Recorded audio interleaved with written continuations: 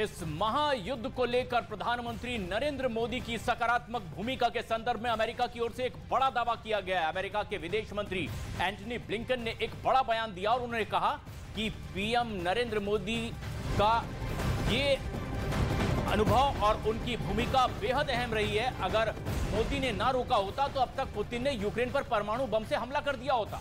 उन्होंने चीन के राष्ट्रपति जिनपिंग का भी जिक्र किया और कहा कि रूस के अच्छे संबंध होने के नाते अमेरिका ने भारत और चीन दोनों से पुतिन को परमाणु हमला ना करने के लिए मनाने की गुजारिश की थी।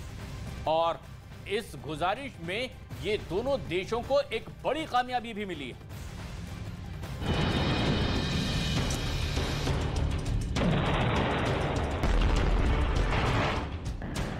यूक्रेन में परमाणु बम फोड़ने वाला था रूस, लेकिन पुतिन को किसने रोक दिया?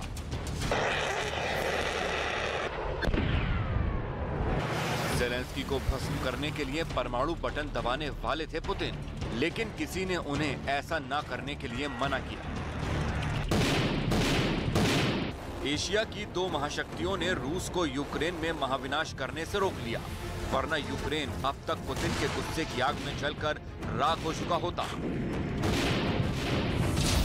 इस वक्त पूरी दुनिया में पुतिन का सबसे गहरा और सबसे भरोसेमंद रिश्ता किसी दूसरे देश के नेता से है तो वो दो नाम हैं, भारत के प्रधानमंत्री नरेंद्र मोदी और चीन के राष्ट्रपति शी जिनपिंग। रूस यूक्रेन युद्ध से दोनों देश अब तक दूर रहे हैं। दोनों ही देश जल्द से जल्द इस जंग का खात्मा चाहते हैं, यूक्रेन में शांति चाहते हैं।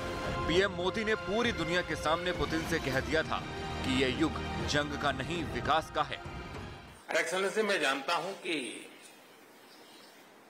आज का युग युद्ध का है नहीं।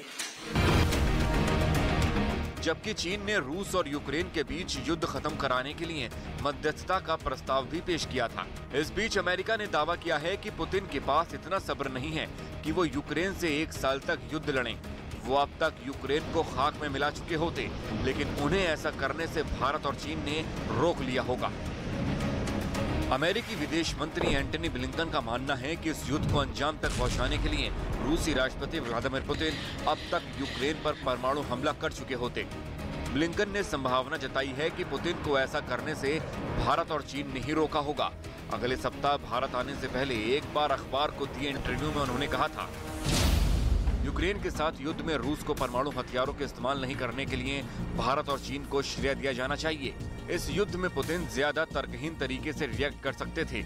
मॉस्को की तरफ से बार बार परमाणु हमले की धमकी भी दी गई। ये चिंता का विषय है। हमने उन सभी देशों से इस युद्ध को खत्म करवाने के लिए आग्रह किया था जिनके रूस से अच्छे संबंध हैं। मुझे लगता है कि इसका कुछ असर हुआ है। इसमें चीन और भारत भी शामिल हैं। दोनों देशों ने रूस को यूक्रेन पर परमाणु हमला करने से रोकने के लिए कोशिश की और सफल रहे। इस वक्त पूरी दुनिया भारत की तरफ आशा भरी निगाहों से देख रही है। भारत दौरे पर आए जर्मनी के चांसलर ओलाफ शॉल्ज के साथ द्विपक्षीय संवाद में पीएम मोदी ने बातचीत की और कूटनीति के जरिए यूक्रेन में जारी संघर्ष को समाप्त करने पर जोर दिया। इसके लिए भारत ने पहल करने के लिए तैयार होने की भी बात कही।